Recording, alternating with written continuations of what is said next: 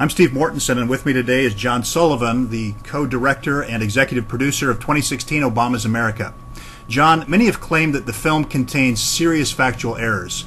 Now, I read Dinesh's published response to several specific challenges that were raised by an AP reporter, and I thought he gave a very credible response.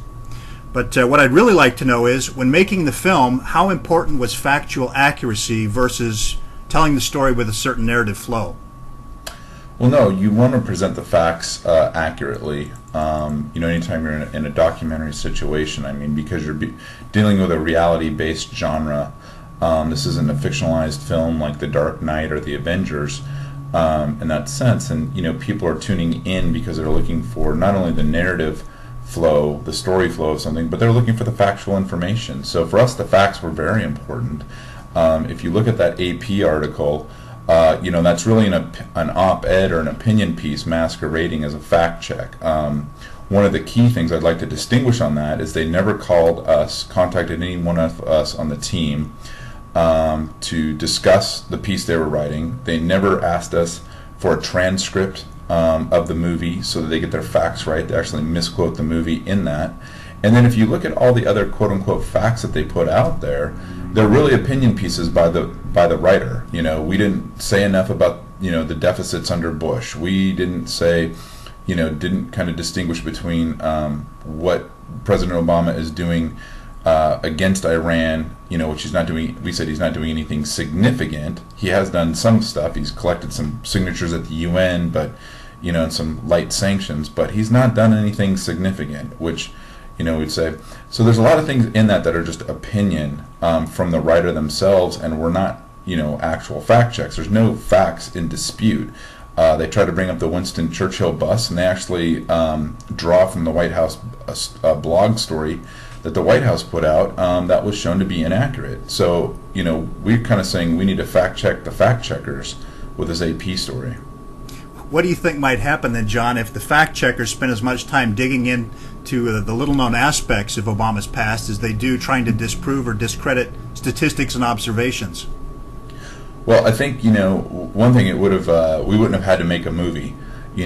What we've heard across the country with 2016, the response to it is, thank you for making this movie. I've not learned this information before. And it's been out there. People could have gone and checked this out. When we went to Kenya, Africa, and we sat down with people that knew Barack Obama Sr. and said, how many people have been here to interview you? And they said, you're the first.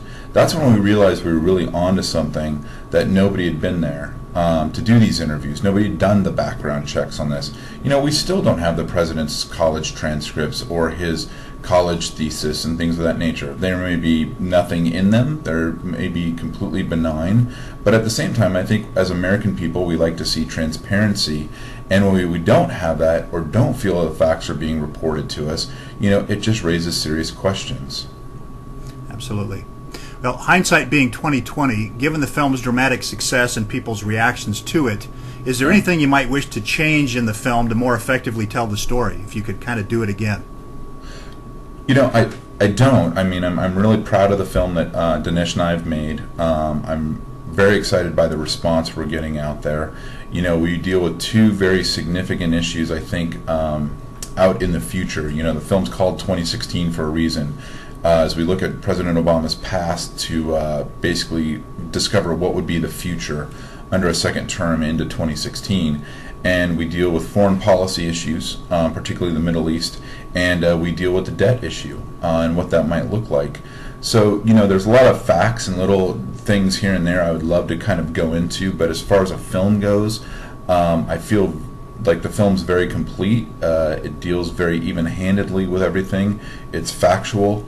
And it's engaging and entertaining. We constantly get that back from people. Even the critics say this is a well-made movie. We can't knock it on that side.